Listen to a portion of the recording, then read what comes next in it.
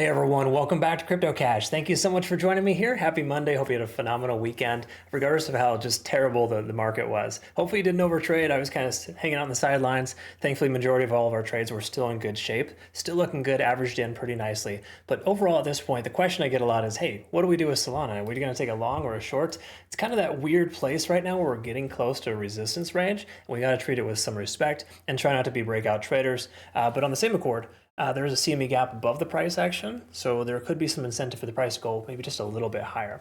I'll explain more about that. First of all, let's look at the liquidation charts and recognize that, hey, there's not a lot left to the downside, which is good news. This is actually implying that, well, it doesn't imply that we have less longs, it just implies that we have less ridiculous, like high leverage trades going on right now, because most everyone just got hit hard. So every one of these dips here essentially swept a majority of late longs.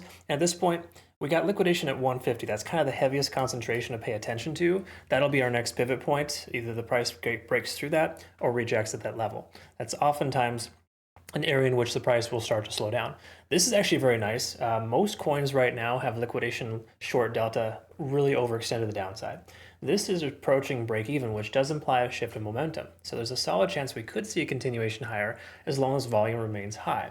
Now, when we take a look here at open interest, this last 1 month's worth of open interest, there's still a ton of open interest above us, specifically 145. Now, if you recall correctly from previous analysis, 144 was supposed to be that support level for us. Since that is no longer a support, we got to treat it like a resistance. We tested that level multiple times. I'll show you in the charts here too. That's this guy right here. And this kind of just tells us, hey, we had multiple attempts to break this level. Therefore, it's now considered to be a resistance. So hypothetically, the price continues higher up.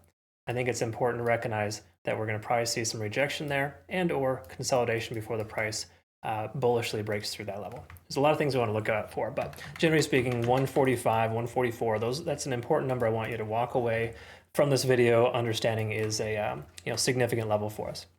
All right, outside of that, let's take a look at the daily time frame, work our way down. Not much is going to be positive here.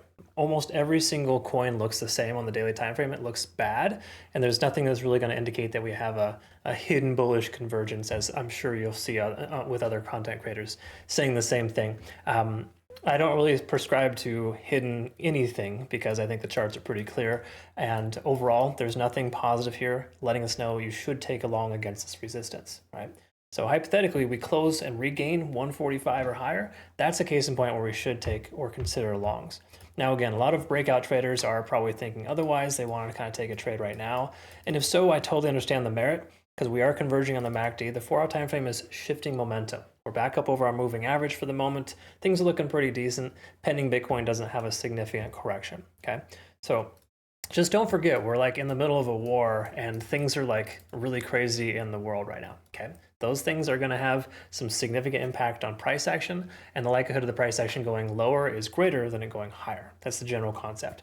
Now, I know it sounds contradictory because if you watch my Bitcoin video, you'll know that I am actually in a Bitcoin long position right now, and I feel like we're going to see our CME gaps get filled. So to touch on the CME gap here, if we look over at Solana futures, you can see we closed at 141.50 on Friday and obviously opened up at 128 and some change on Sunday.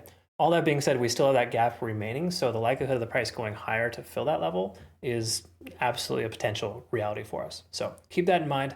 If we do fill that level though, keep in mind 145 is that solid resistance for us. So I'll update the playout chart here. I'll post this on Twitter, Telegram, and Discord just so you have it. That'll be available for you here, of course.